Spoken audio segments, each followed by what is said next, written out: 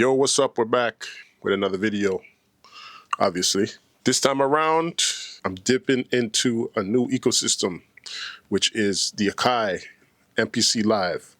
My homeboy Futurewave came by the studio last week, dropped this off, said I could hold it for a little bit. He upgraded it to the 3.0 operating system, and I'm just gonna give you a little walkthrough of how I learned how to make a beat with this new workflow. Keep in mind that the last MPC that I used on a regular basis was the MPC 2000 XL, which was probably 15 years ago, realistically.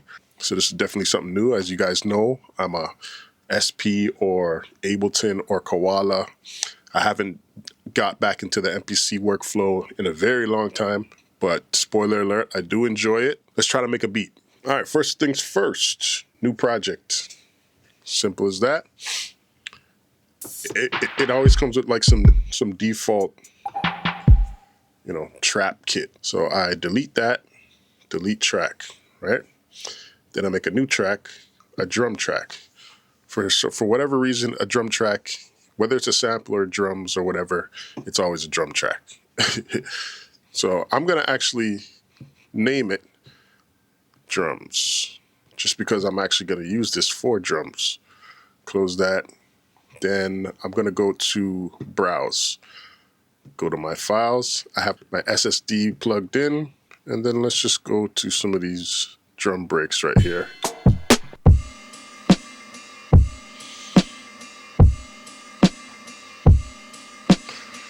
That sounds like my speed.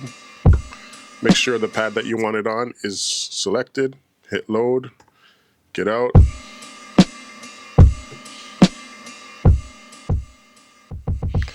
Full level.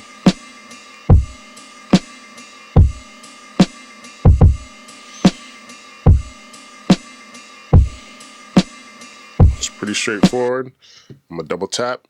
I'm gonna warp it.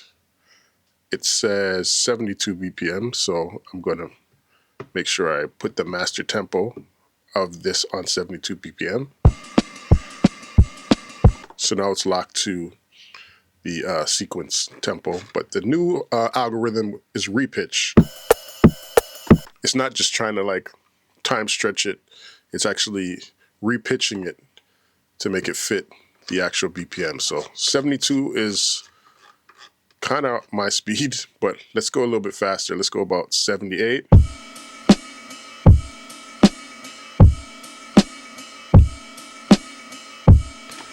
Pretty straightforward.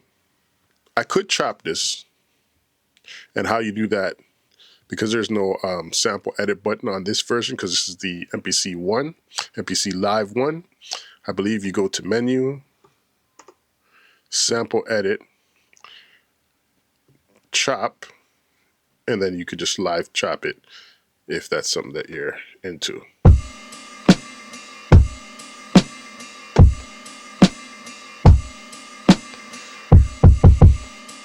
So then I'm just gonna go through and adjust these hits, just so they're hitting exactly where they need to hit. Whatever. Then you hold shift, convert, and then you're converting it to a new track. Do it. Then you go back to main. So it actually made another track. This is the original one. And then this is the new one. But because I'm chopping it and playing, I'm gonna play it more live. I don't really need to time stretch it. I thought it would have stretched it, but it didn't. So never mind. Maybe there's something I did wrong where it didn't keep that information, but it's not a big deal. So I like to go 4 bars, start recording.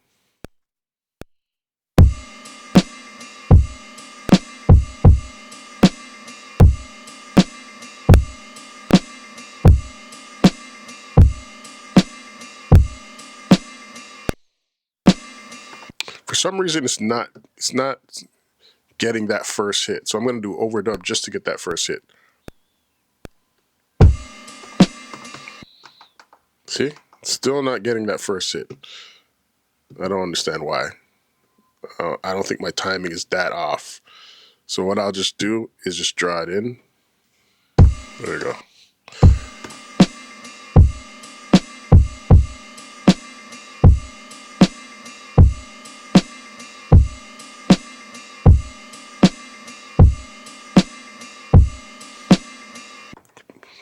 Pretty straightforward. And then I'm going to, what do I do now? Go back to here, new track, drum track. I'll just call it sample. Do it, close it, just so I have it named. Go back to browse. In my folder, go back a step. It's just here at the bottom here.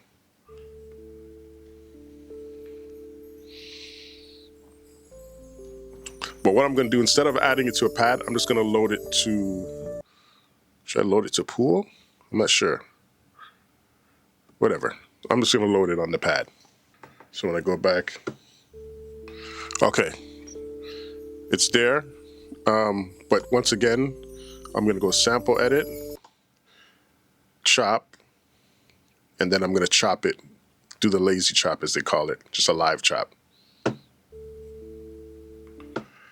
I'm going to move that first one, just make sure it's hitting.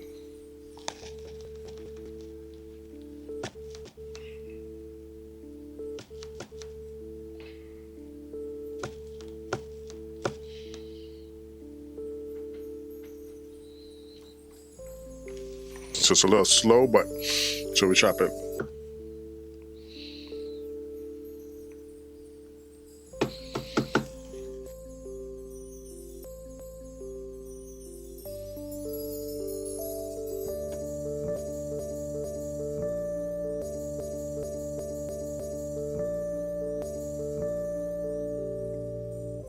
That's good enough.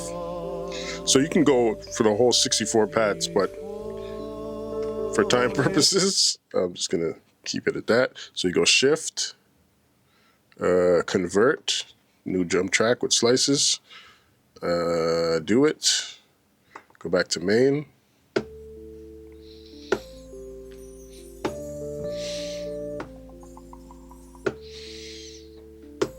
Right?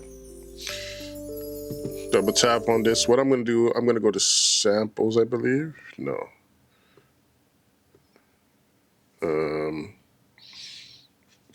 Yeah, tap through samples, envelope.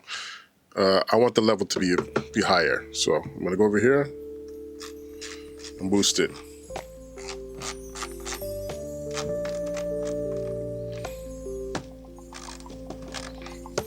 Some of them are lower. Some of them are lower than others. This really rough way of how I've been doing it over the last week or so. But you hear how loud those drums are?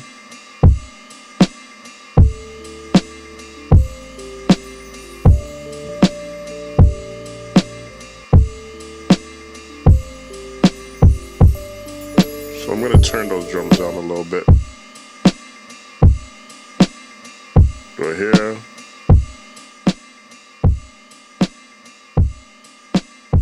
Go back.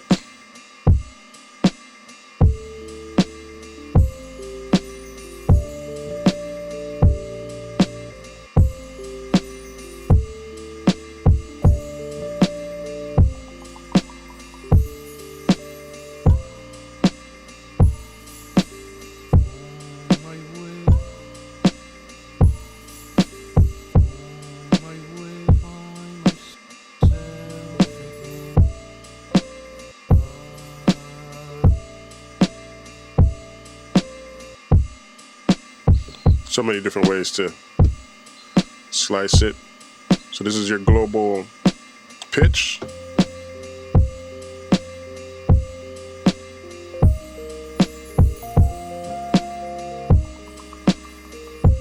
Go down one.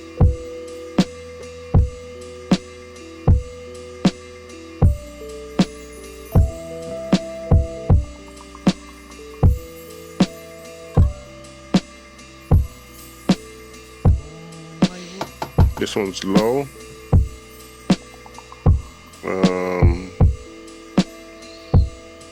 Envelope. Crank that one up as high as it goes. There we go. That's good enough. Record. 2, 3, 4.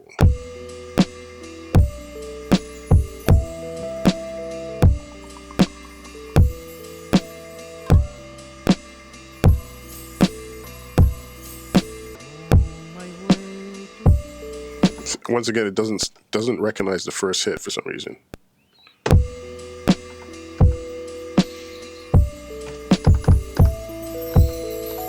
I don't understand it. I really don't understand it. It's pretty annoying, actually. Could it be this pad? Something's wrong with this pad. This is not a new machine, so that could. There you go.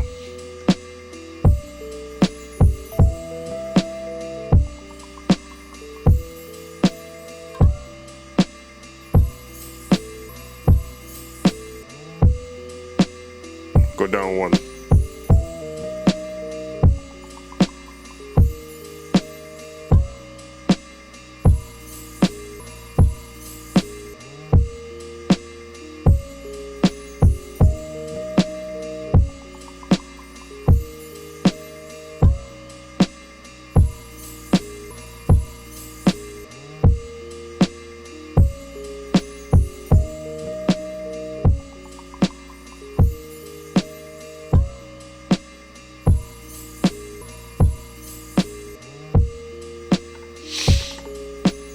So you guys know I love my sidechain. What you got to do is go to the track that you want as the sidechain trigger, which would be my drums. I'm going to use the whole track just because every other hit is a kick. Usually I would just use the kick, but because it's on everything, I'm just going to use the whole thing. And then you go to Dynamics, Akai Professional, Mother Ducker Input. So the input is what you want as your sidechain trigger. And then you go to your sample or your bass, and then you go same folder, but go to Mother Ducker.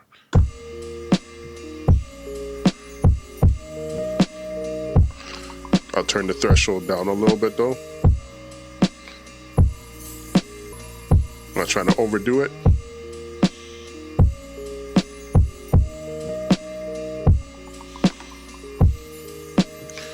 I will also go to my sample, and then I will go to try this EQ right here. Go back in the EQ, and then you go to your lows.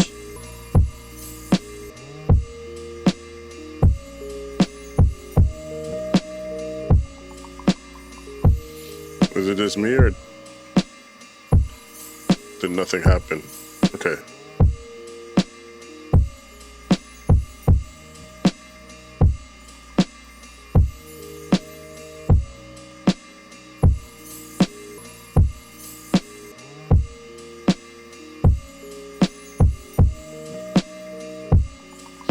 Turn up my output.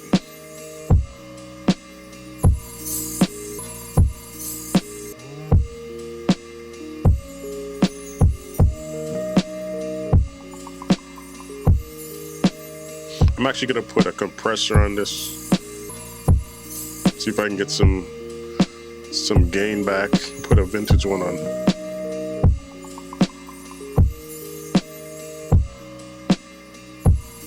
Right.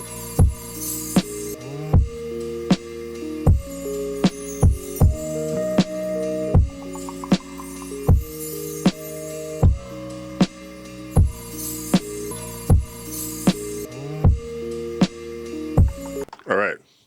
So then when you click here, you see it's G sharp minor. Keep that in mind, G sharp minor. Make a new track. I'm going to use a Keygroup. And then I'm just going to go here. Just like how you play a plugin. Natural minor. You said G sharp. There it is. G sharp natural minor. There's nothing in it yet. What I've learned, because I try to just like easily put a one shot into the Keygroup, and for some reason I couldn't figure out how to do it. So I got to go menu 10, and then what I'm going to do. Okay, I didn't load it yet. My bad. Okay, so what I'm going to do, I'm going to go here. I have my Liverpool bass. Load to pool, just so it's in the pool, and then I just look for my Liverpool. There we go. Back out. So basically, what I'm doing, I'm laying this across the 64 keys, which are pads in this case. If you had a MIDI controller, you would lay it over your keys. 16 levels will only give you 16 levels, and I might need much more than that. So that's why I'm doing Keygroup. Okay. What would be dope, I would say, is if I know there's a tuner in here. I just don't know how to apply it. So I know this is a C because it's a Liverpool C. So how do I get from C to G minor? So what I would do is just play it, and then transpose it until it matches the root note.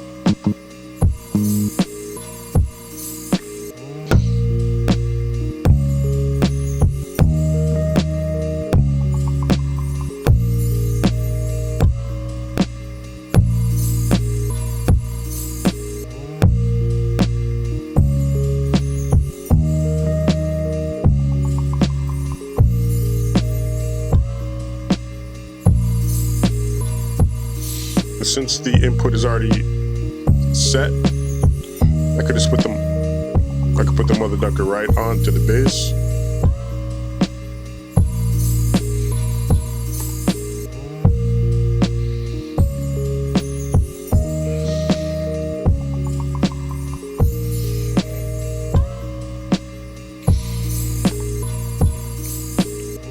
Okay, so and the advantage of having it hooked up to the SP, I could add some more compression, some more dirt.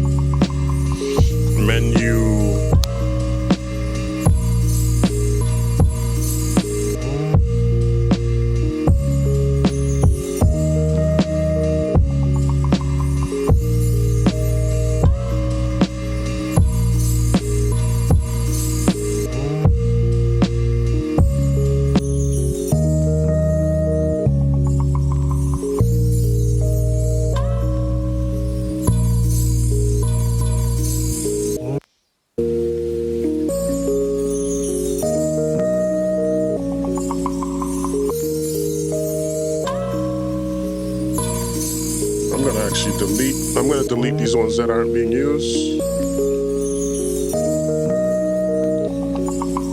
Delete.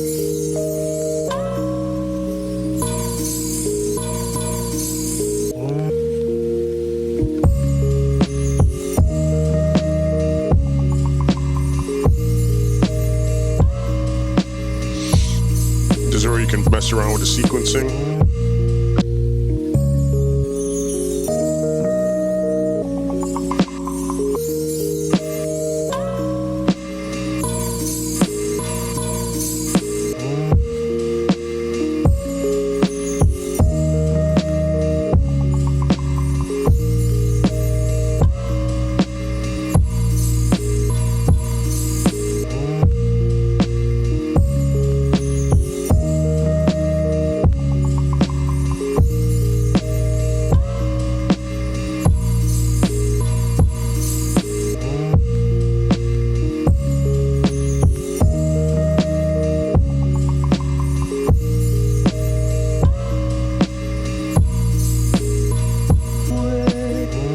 So there it is right there. That is the MPC Live using the new MPC 3.0 software.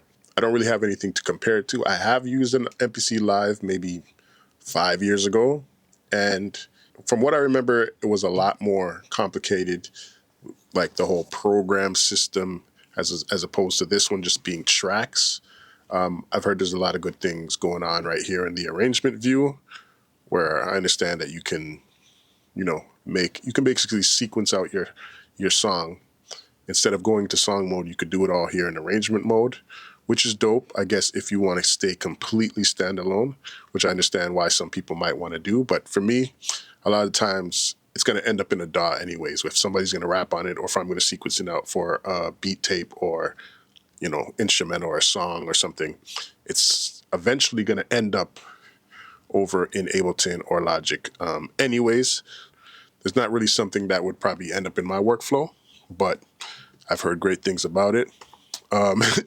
Because my dog Futurewave doesn't use this machine, or he hasn't used it in a while, he hasn't upgraded to the stem feature yet, which is, so it's simple, $15. In Canada's $15, and then you get to use it in standalone. So I haven't had a chance to experiment with that yet, but based on just, the simple workflow that I've been working on, where it's just knocking out beats, sample, bass, drums, other little melodies and stuff like that.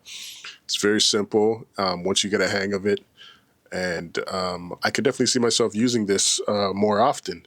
To be honest, I'd probably invest in like an MPC 1 or the 37 key. I definitely see the value in it. To be honest, it's not going to replace Ableton, in my opinion. Just like my SP never replaced Ableton.